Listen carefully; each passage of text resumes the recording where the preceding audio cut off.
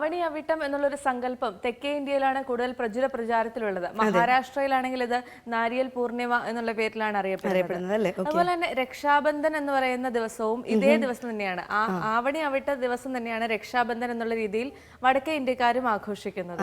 അങ്ങനെയുള്ള കാര്യം ദിവസം ഒരേ ദിവസം തന്നെ രണ്ട് പേരുകളിൽ ഒരേ കാര്യങ്ങളൊക്കെ തന്നെയാണ് തെക്കേ ഇന്ത്യയിലാണെങ്കിലും വടക്കേ ഇന്ത്യയിലാണെങ്കിലും കൂടുതൽ ഒരു ബ്രദർ സിസ്റ്റർ റിലേഷൻഷിപ്പ് എന്നുള്ള ഒരു സംഗതിയാണ്.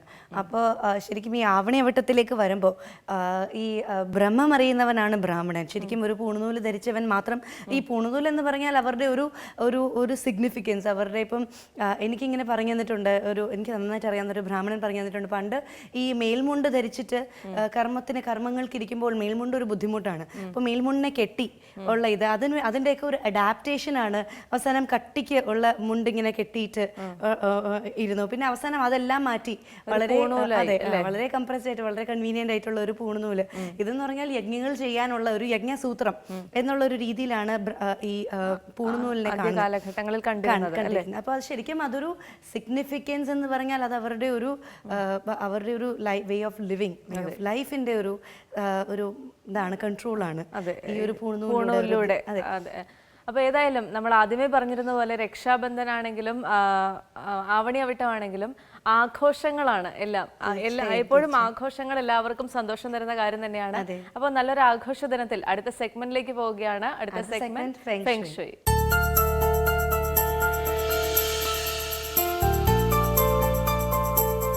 ലേഡീസ് അവർ ഫെങ് ഷുയി സെഗ്മെന്റിലേക്ക് സ്വാഗതം. ഫെങ് ഷുയിയെ കുറിച്ചുള്ള സംശയങ്ങൾക്ക് മറുപടി നൽകാനായി ഇന്ന് നമ്മോടൊപ്പം ഉള്ളത് Tejas feng shui director doctor Shaji K Nair. സ്വാഗതം സർ ഫെങ് ഷുയിലെ. നമ്മൾ ഫെങ് ഷുയി ചെയ്യാൻ വേണ്ടിയിട്ട് ഉപയോഗിക്കുന്ന ഒരുപാട് ഉപകരണങ്ങളുണ്ട്. ലാഫിംഗ് ബുദ്ധ, പഗോഡ ടവർ ഒക്കെ പോലെ. ഈ ഉപകരണങ്ങൾ വാങ്ങിക്കാൻ ആഗ്രഹിക്കുന്നവർക്ക് എവിടെ നിന്നാണ് ലഭിക്കുക? ഇത് ബേസിക് ഫെങ് ഷുയിയുടെ ടൂളുകളാണിത് മെയിനായിട്ട് വരുന്നത്. അത് പല ഷോപ്പുകളിൽ നിന്നും നമുക്കത് കിട്ടാറുണ്ട്. ഇപ്പോൾ കോമൺ ആയിട്ട് ലാഫിംഗ് ബുദ്ധ ഒരുതപ്പെട്ട എല്ലാ ഫാൻസി ഷോപ്പുകളിലും കിട്ടും. നമ്മളത് വാങ്ങിക്കുമ്പോൾ അത് ശ്രദ്ധിക്കണം. ഈ ബുദ്ധയിൽ തന്നെ ഏകദേശം 23ഓളം ഐറ്റം ബുദ്ധയുണ്ട്. ഓരോ ബുദ്ധകളിലും ഓരോ പ്രത്യേകതകളുണ്ട്. ഇപ്പം സ്റ്റാൻഡിങ് ടൈപ്പ് ഉണ്ട്, മണി ബാഗ് ഉള്ളതുണ്ട്, ട്രീ ഓഫ് ലക്ക് ഉള്ളതുണ്ട്, മണി സ്ട്രിങ് ഉള്ളതുണ്ട്, അംബർല ഉള്ളതുണ്ട്. അപ്പം ഒത്തിരി പ്രയർ ബീഡ് ഉള്ളതുണ്ട്. ഒത്തിരി ടൈപ്പ് ലാഫിംഗ് ബുദ്ധേഴ്സ് നമുക്ക് അവൈലബിൾ ആണ്. അത് ഓപ്പൺ മാർക്കറ്റിലും നമുക്കത് ഇഷ്ടംപോലെ കിട്ടാറുണ്ട്. പക്ഷെ അത് സെലക്ട് ചെയ്യുമ്പോൾ എപ്പോഴും നമ്മൾ നോക്കേണ്ടത് സെറാമിക് ടൈപ്പ്. സെറാമിക് എന്ന് പറയുമ്പോൾ സാധാരണ ക്ലേയിലുണ്ടാക്കി ഇതല്ല, ഇപ്പം ഈ ഇരിക്കുന്നത് പോലത്തെ സെറാമിക് ടൈപ്പിൽ ഉള്ളിൽ, അതായത് ഈ ലാഫിംഗ് ബുദ്ധയുടെ ഉള്ളിൽ പോടില്ലാത്തത്, ഉള്ളിൽ ഹോളില്ലാത്ത ലാഫിംഗ് ബുദ്ധ നോക്കി സെലക്ട് ചെയ്യണം. അതായിരിക്കും നമുക്ക് ഈ ഹീൽ ചെയ്യുമ്പോൾ അതിനകത്ത് എനർജി നിൽക്കാൻ പറ്റുക. വെറും ഉള്ളിൽ പൊള്ളയായിട്ടുള്ള ലാഫിംഗ് ബുദ്ധയാണെങ്കിൽ നമുക്കത് നിൽക്കത്തില്ല. കാരണം അപ്പോൾ ആ ഒരു സമയം നമുക്കത് ഹീൽ ചെയ്യുമ്പോൾ അറിയാൻ പറ്റും. കുറച്ച് കഴിഞ്ഞാൽ അത് ഡിസ്ചാർജ് ആയിപ്പോവും. അപ്പം അങ്ങനെയുള്ള ലാഫിംഗ് ബുദ്ധകൾ നമുക്ക് സെലക്ട് ചെയ്ത്. അപ്പോൾ ലാഫിംഗ് ബുദ്ധയും ഈ ഫ്രോഗൊക്കെ കോമൺ ആയിട്ട് എല്ലാ ഷോപ്പുകളിലും കിട്ടും. പിന്നെ വേറെ കുറേ ഐറ്റങ്ങളുണ്ട്. ഇപ്പം ഒത്തിരി ആർട്ടിക്കിളിലൊക്കെ ഞാൻ എഴുതാറുണ്ട്. അങ്ങനെയുള്ള ഐറ്റങ്ങളൊക്കെ ഫെങ് ഷുയി ഷോപ്പുകളിൽ മാത്രമേ അത് ലഭിക്കത്തുള്ളൂ. ഫെങ് ഷുയി ഷോപ്പുകൾ എന്ന് പറയുമ്പോൾ ഇപ്പം ട്രിവാൻഡ്രത്താണെങ്കിൽ വെഞ്ഞാറമൂട് എനിക്ക് ഷോപ്പുണ്ട്. ഇപ്പം വെള്ളയമ്പലത്തും എൻ്റെ ഷോപ്പ് സ്റ്റാർട്ട് ചെയ്യുന്നുണ്ട്.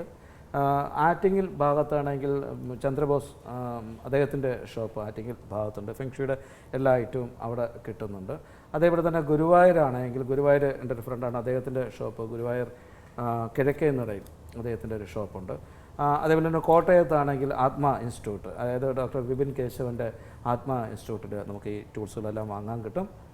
അങ്ങനെ ഒത്തിരി സ്ഥലമുണ്ട്. നമ്മുടെ ഇവിടെ അങ്കമാലിയിലാണെങ്കിൽ ചിത്ര ഹാൻസിൻ്റെ ഷോപ്പ് അവിടെയുണ്ട്. അപ്പോൾ ഇവിടെയൊക്കെ ഒത്തിരി നമുക്ക് അത് കിട്ടും, ടൂളുകൾ വാങ്ങിക്കാൻ കിട്ടും. ഈ ഷോപ്പുകളിലൊക്കെ അവർ നല്ല പെർഫെക്റ്റ് ആയിട്ടുള്ള ഇതാണ്. അതൊക്കെ പ്രത്യേകിച്ച് ഫെങ് ഷുയി ഷോപ്പുകളാണ്. അപ്പോൾ ഇതൊക്കെ പെർഫെക്റ്റ് ആയിട്ടുള്ള ഇതാണ് അവർ അവിടെ ഉപയോഗിക്കുന്നത്. നമുക്ക് കൊടുക്കാൻ ഉപകരണങ്ങൾ വാങ്ങി അത് എനർജൈസ് ചെയ്ത് കഴിഞ്ഞാൽ മാത്രമേ അല്ല, ഈ ഷോപ്പുകളിലൊക്കെ വാങ്ങിക്കണം. അവർ തന്നെ റേക്കി മുഖേന അത് എനർജൈസ് ചെയ്ത് തരും. ഇല്ല, നമ്മൾ കോമൺ ആയിട്ട് പുറത്തുള്ള ഷോപ്പുകളിൽ നിന്നൊക്കെ നമ്മളത് വാങ്ങുകയാണെങ്കിൽ നമ്മളത് എനർജൈസ് ചെയ്യണം. എനർജൈസ് ചെയ്യുമ്പോൾ സ്വാഭാവികമായിട്ട് ഞാൻ പലർക്കും പറയാറുണ്ട്, നമുക്ക് ആദ്യം ഇതിനകത്തൊരു ഇടത് കയ്യിൽ വയ്ക്കുക, ഒരു 6 ഗ്ലാസ് വെള്ളം, റോസ് വാട്ടർ, അതിനൊന്ന് വാഷ് ചെയ്യുക. എന്നിട്ടൊരു ചന്ദനത്തിൽ കത്തിച്ചിട്ട് പിടിച്ചിട്ട് ആൻറ്റി ക്ലോക്ക് വൈസിൽ 3 പ്രാവശ്യവും ക്ലോക്ക് വൈസിൽ 6 പ്രാവശ്യം റൊട്ടേറ്റ് ചെയ്യുക.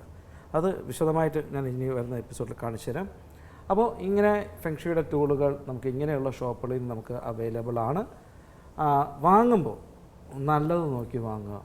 മിനിമം 6 ഇഞ്ച് ഹൈറ്റുള്ളതെങ്കിലും ഒരു വീട്ടിൽ ഉപയോഗിക്കേണ്ടതാണ്. ലാഫിംഗ് ബുദ്ധ എന്ന് പറയുന്നത് ഒരിക്കലും കഴിഞ്ഞ എപ്പിസോഡ് പറഞ്ഞല്ലോ, ഒരിക്കലും സാമ്പത്തികം വീട്ടിലോട്ട് കൊണ്ടുവരുന്ന ആളല്ല. അതിനൊരു ഈ ബുദ്ധ എന്ന് പറയുമ്പോൾ ഞാൻ കഴിഞ്ഞ എപ്പിസോഡിൽ പറഞ്ഞ പോലെ എനിക്കൊരു വാട്സാപ്പിൽ വരുന്നൊരു മെസ്സേജായിരുന്നു, ഈ ബുദ്ധ എവിടെ ജനിച്ചു, എപ്പം മരിച്ചു. കാരണം നമ്മൾ ഈ ആരാധിക്കുന്ന ദൈവങ്ങളൊക്കെ ഇതിങ്ങനെ നമ്മൾ മരിച്ച ഡേറ്റ് നോക്കിയിട്ടാണോ നമ്മൾ ആരാധിക്കുന്നത്? ഇതൊക്കെ ഓരോ എന്താ പറയുക, ഒരു നെഗറ്റീവായിട്ടുള്ള ക്വസ്റ്റ്യൻസാണ്.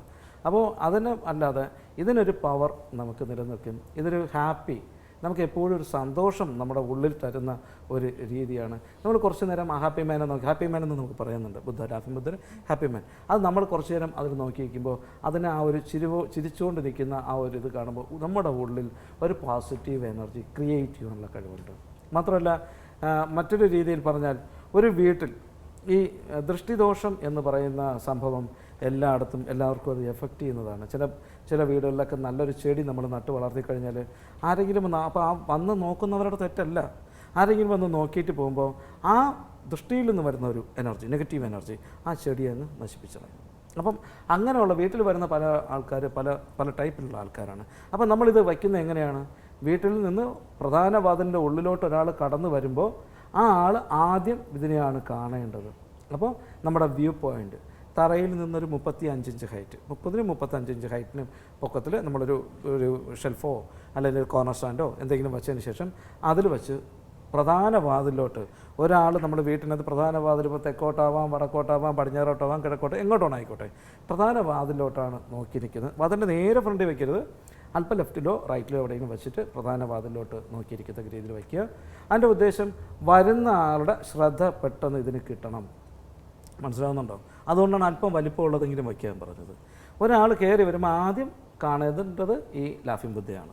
ഈ ലാഫിംഗ് ബുദ്ധയെ കണ്ട് കഴിയുമ്പോൾ ആ ആളുടെ ഒരു ഉള്ളിലൊരു പെട്ടെന്നൊരു എഫക്ട്, കൊള്ളാം, നല്ലൊരു കളർഫുള്ളായിട്ടിരിക്കുന്ന, നല്ലൊരു ഗോൾഡൻ കളർ ഇരിക്കുന്ന നല്ലൊരു രൂപം, ഓട്ടോമാറ്റിക്കായിട്ട് നമ്മുടെ ഉപബോധ മനസ്സിൽ ഒരു ചെറിയൊരു ചലനം ഉണ്ടാക്കും. ഇത് കാണും, ഒരു സന്തോഷം. നമ്മൾ ഒന്ന് നോക്കിക്കഴിഞ്ഞാൽ ഒന്നും കൂടെ നോക്കുവാനുള്ള ഒരു തോന്നൽ നമുക്ക് അവിടെ ഉണ്ടാവും.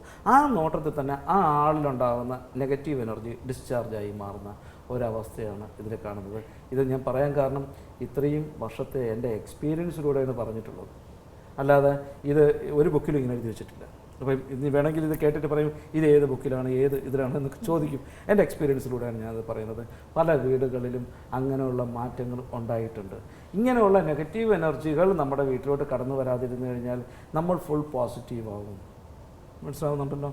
ഞാൻ പലപ്പോഴും പറയാറുണ്ട്, ഒരു മനുഷ്യൻ്റെ ജീവിതത്തിൻ്റെ 45% സ്വന്തം വീട്ടിലെ ബെഡ്റൂമാണ്. നമ്മൾ രാവിലെ എണീക്കുമ്പോൾ നമുക്കുണ്ടാകുന്ന മൂഡാണ് അന്നത്തെ ദിവസത്തെ കംപ്ലീറ്റ് കൊണ്ടുപോകുന്നത്.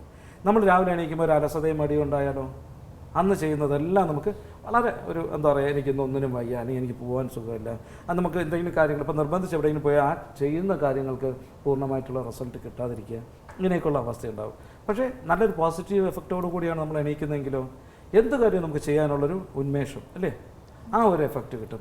അതാണ് ഈ ലാഫിംഗ് ബുദ്ധയൊക്കെ കൊണ്ട് നമ്മൾ ഉദ്ദേശിക്കുന്നത്.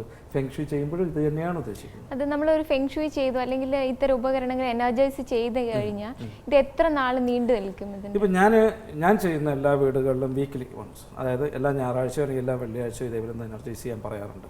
കാരണം ഈ എന്താ പറയുക, ചില ആൾക്കാരൊക്കെ ഒന്ന് തന്ന് എടുക്കുമ്പോൾ നമ്മൾ റേക്കി മുഖേനയാണ് അതിലൊരു ചാർജ് കൊടുത്തു കഴിഞ്ഞാലും അത് ഡിസ്ചാർജ് ആകാനുള്ള ചാൻസ് ഉണ്ട്. അപ്പോൾ ആഴ്ചയിലൊരിക്കൽ നമ്മളങ്ങനെ ചെയ്ത് കഴിഞ്ഞാൽ ആ ഒരു അപ്പോൾ ഇതിനകത്ത് ഇതും കൂടെ ഉണ്ട്. നമ്മളെപ്പോഴും നീറ്റ് ആൻഡ് ക്ലീൻ, അതാണ് മെയിൻ. വൃത്തിയോടുകൂടി വീട് സൂക്ഷിക്കുക. അപ്പം വീക്കിൽ ഞാൻ പല വീടുകളിൽ പോയി ഫെങ്ഷുയി ചെയ്ത് കൊടുക്കാറുണ്ട്. അവിടെ പോയി നിങ്ങൾ ആഴ്ചയിലൊരിക്കൽ ഇന്ന കാര്യങ്ങൾ ചെയ്യണം. അപ്പോൾ അവർക്ക് ആദ്യത്തെ ഒരു പോസിറ്റീവ് എഫക്റ്റ് കൊണ്ട് അവർ കൃത്യമായിട്ട് ആഴ്ചയിലൊരിക്കൽ അത് ചെയ്യും. ഇത് ചെയ്യുന്നതിൻ്റെ കൂട്ടി എന്താ അവർ ചെയ്യുന്നത്? വീട് ഫുള്ള് ക്ലീൻ ചെയ്യും. വീട്ടിലുള്ള മാറാലയൊന്നും വീട്ടിൽ വരാൻ പാടില്ല. ഈ ഫെങ്ഷുയി ചെയ്യുമ്പോൾ അത് പ്രത്യേകം പറഞ്ഞു കൊടുക്കാറുണ്ട്. ഈ മാറാലയൊന്നും വീട്ടിൽ പിടിച്ചിരിക്കാൻ പാടില്ല, എപ്പോഴും നീറ്റായിട്ടിടണം. അപ്പം ഡെയിലി വീടിനെ നീറ്റായിട്ട് ഉപയോഗിക്കും. ഈ കോർണേഴ്സിലൊക്കെ ഈ പല വീടുകളിൽ പണ്ടുള്ള അമ്മമാരൊക്കെ പറയാറുണ്ട്, ഈ അടിച്ചു വാരുന്ന എന്ന് വീടിൻ്റെ മൂലകളിൽ കൊണ്ട് ഒതുക്കി വയ്ക്കരുതെന്ന് പറയാറുണ്ട്. ഈ നെഗറ്റീവ്സിന്, കാരണം ഏറ്റവും കൂടുതൽ എയർ സർക്കുലേഷൻ ഇല്ലാതിരിക്കുന്ന സ്ഥലമാണ് വീടിൻ്റെ കോർണർ ഒക്കെ ഉണ്ടല്ലോ, അവിടെ എനർജി സർക്കുലേഷൻ ഇല്ല, നെഗറ്റീവ് എനർജി, ബാക്ടീരിയ വൈറസ് ഒക്കെ ഫോം ചെയ്യാനുള്ള കഴിവ് അവിടെയുണ്ട്. അതുകൊണ്ടാണ് ആ ഭാഗത്ത് കൊണ്ടുവന്ന് ഇത് വയ്ക്കരുതെന്ന് പറയാനുള്ള കാരണം. അപ്പം അത് നമ്മൾ ആഴ്ചയിൽ ഒന്ന് അതിനെ ലാഫിംഗ് ബുദ്ധയൊക്കെ എനർജൈസ് ചെയ്യണം. അതുകൊണ്ട് നമുക്ക് വീട് ക്ലീനായിട്ട് ഉപയോഗിക്കണം എന്ന് പറഞ്ഞുകൊണ്ട് വീട്ടിലുള്ള എല്ലാ അംഗങ്ങളോട് ചേർത്ത് വീട് വൃത്തിയാക്കും. ആ വൃത്തിയാക്കുമ്പോൾ തന്നെ ഒരു ഓൾറെഡി ഒരു പോസിറ്റീവായി കഴിയും. മനസ്സിലാകുന്നുണ്ട്. അപ്പോൾ അതിൻ്റെ കൂടെയാണ് നമുക്ക് ഇതും കൂടെ എനർജൈസ് ചെയ്യുന്നത്. എപ്പോഴും എന്താ പറയുക, നമ്മളിത് ഈ ലാഫിംഗ് അല്ലെങ്കിൽ ഒരു ഫെങ്ഷി ചെയ്തു എന്ന് പറഞ്ഞുകൊണ്ട് നമുക്ക് 100% നമുക്ക് റിസൾട്ട് വരുന്നില്ല. അതിൽ പാലിക്കേണ്ട കുറേ കാര്യങ്ങളുണ്ട്. അത് കൃത്യമായിട്ട് പാലിച്ചു കൊണ്ടുപോയാൽ മാത്രമേ നമുക്ക് അതിൻ്റെ റിസൾട്ട് കിട്ടത്തുള്ളൂ. അത് നമുക്കിങ്ങനെ പാലിച്ചു കൊണ്ടുപോകുമ്പോൾ ഈ ഞാൻ നേരത്തെ പറഞ്ഞതുപോലെ വളരെ നല്ല പോസിറ്റീവ് എഫക്റ്റ്. വീടൊക്കെ എല്ലാ പ്രാവശ്യവും കല്ലുപ്പ് കലക്കിയ വെള്ളം കൊണ്ട് തുടച്ചെടുക്കുക, കൃത്യമായിട്ട് ചന്ദനത്തിരി കത്തിച്ചിട്ട് എയർ ഫ്രഷ് ചെയ്യുക, ഇതൊക്കെ കൃത്യമായിട്ട് പറഞ്ഞു കൊടുക്കാറുണ്ട്. അങ്ങനെയൊക്കെ എയർ ഫ്രഷിംഗ് ഒക്കെ നമ്മുടെ വീട്ടിൽ കൃത്യമായിട്ട് ചെയ്യുമ്പോൾ നല്ലൊരു പോസിറ്റീവ് എഫക്റ്റ് നമുക്ക് അതിനകത്ത് നിന്ന് കിട്ടും. ഇതിനെക്കുറിച്ച് കൂടുതൽ നിങ്ങൾക്ക് എന്തെങ്കിലും അറിയണമെങ്കിൽ നിങ്ങളുടെ വീട്ടിൽ താമസിക്കുന്ന എല്ലാവരുടെയും ഡേറ്റ് ഓഫ് ബർത്തും വീടിൻ്റെ ഡയറക്ഷൻ ഇതെല്ലാവരും ഒരു പേപ്പറിൽ നോട്ട് ചെയ്തിട്ട് എന്നെ വിളിക്കുക. ഡയറക്റ്റ് കാണണമെന്നുള്ളവർ തിരുവനന്തപുരത്ത് വെഞ്ഞാറമൂട് എലഞ്ഞിക്കാവ് ചാമുണ്ഡി ദേവി കുബേരക്ഷേത്രമുണ്ട്. കേരളത്തിലെ ആദ്യത്തെ കുബേരക്ഷേത്രമാണ്. ഞായർ, തിങ്കൾ, ചൊവ്വ ദിവസങ്ങളിൽ ഞാൻ അവിടെ ഉണ്ടാവും. വിളിച്ചിട്ട് വരിക. നമസ്കാരം.